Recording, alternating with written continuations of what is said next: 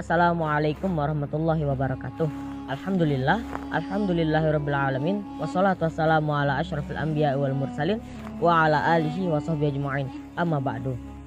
Marilah kita bersyukur kepada Allah Subhanahu wa taala karena hingga pada hari ini kita masih bisa diberi nikmat berjalan, nikmat bernafas, nikmat melihat, bahkan nikmat berpikir oleh Allah Subhanahu wa taala.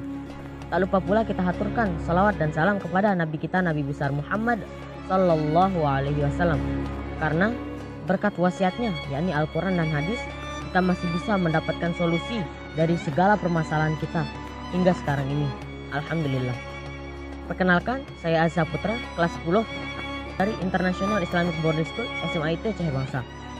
Teman-teman yang dirahmati Allah, seperti yang kita ketahui, di masa pandemi ini sebagian besar para penuntut ilmu melakukan pembelajaran secara online melalui Zoom, grup WhatsApp, dan lain-lain.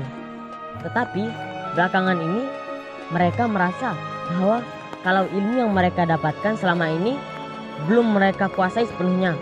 Bahkan mereka tidak menguasai ilmu yang mereka dapatkan sama sekali. Nah, kali ini saya akan mereview suatu kitab di mana kitab ini sangat populer sekali di kalangan para pelajar. Bahkan banyak dipelajari di pondok pesantren. Kitab ini juga dari setiap permasalahan kita ketika menuntut ilmu.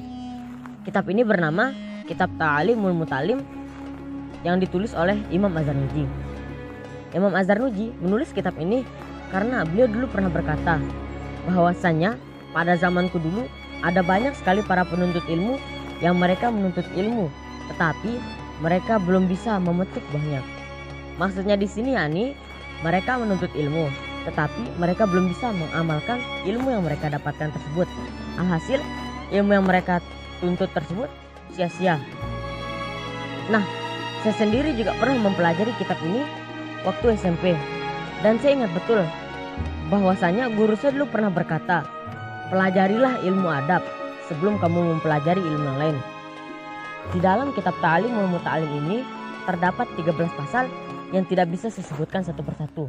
Tetapi saya ingin menjelaskan satu pasal di mana pasal ini ialah pasal yang paling ditonjolkan oleh Imam Az-Zarnuji di dalam kitab Ta'alimul Mutalim. Pasal ini membahas tentang adab terhadap penuntut ilmu dan ahli ilmu.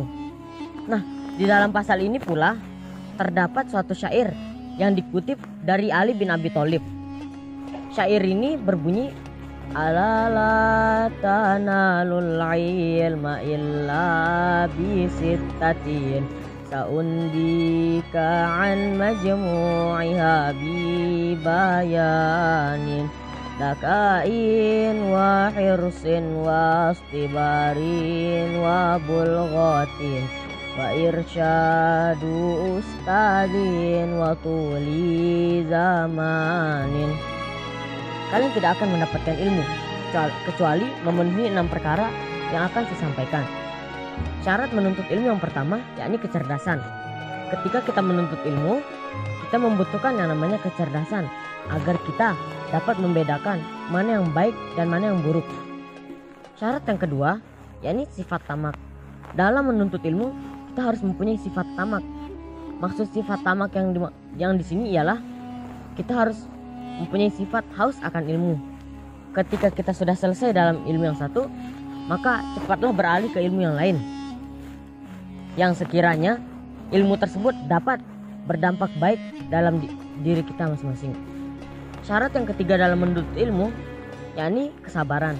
Tentu saja ketika kita menuntut ilmu, kita pasti pernah merasakan yang namanya bosan, jenuh, dan lain-lain. Nah, ketika kita bosan tersebut, kita menghadapi dua hal. Kita diberi pilihan, kita ingin menyerah atau ingin bersabar dan tetap melangkah maju. Nah, kita sebagai penuntut ilmu, muslimin muslimat, kita harus memilih bersabar dan tetap melangkah maju. Kenapa? Karena Allah pernah berfirman yang artinya, sesungguhnya aku lebih menyukai muslim yang kuat daripada muslim yang lemah. Nah, syarat yang 4 ketika menuntut ilmu yakni kita membutuhkan bekal atau harta untuk memenuhi kebutuhan keseharian kita sebagai penuntut ilmu. Syarat menuntut ilmu yang kelima yakni petunjuk dari guru. Di mana ada penuntut ilmu, pasti ada ahli ilmu. Dan kita sebagai penuntut ilmu, kita sangat membutuhkan yang namanya ilmu dari guru-guru kita agar kita bisa mendapatkan berkah dari beliau. Syarat yang terakhir untuk menuntut ilmu yakni waktu li zamanin, waktu yang panjang. Ketika kita menuntut ilmu tidak cukup bagi kita 1-2 tahun, akan tetapi 8-10 tahun ataupun lebih.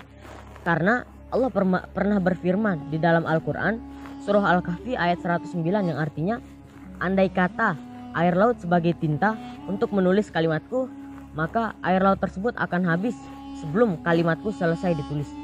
Nah, ayat ini membuktikan bahwa ada banyak sekali ilmu Allah yang masih butuh kita pelajari. Teman-teman yang dirahmati Allah, kesimpulannya, janganlah kita saling menyalahkan satu sama lain ketika kita merasa kesulitan dalam menuntut ilmu. Tetapi introspeksilah diri kita masing-masing. Apakah adab saya sudah bagus ketika menuntut ilmu? Apakah etika saya sudah benar ketika berbicara dengan guru? Nah, hal ini perlu kalian lakukan agar kita semua terhindar dari sifat saling menyalahkan satu sama lain. Dan ingatlah, barang siapa yang tidak pernah merasa kesulitan dalam menuntut ilmu, barang siapa yang tidak pernah merasa kelelahan dalam menuntut ilmu, maka bersiaplah ia akan menikmati yang namanya kebodohan. Maka marilah kita bersama-sama berlomba-lomba menuju kebaikan. Marilah kita bersama-sama berlomba-lomba mencapai ridha Allah SWT. Dan jangan pernah merasa terlambat dalam mempelajari kitab ini. Mungkin sekian yang bisa saya sampaikan. Kurang lebihnya mohon dimaafkan. Wallahul muwaffiq wal hadi ila sabilir rasyad. Wassalamualaikum warahmatullahi wabarakatuh.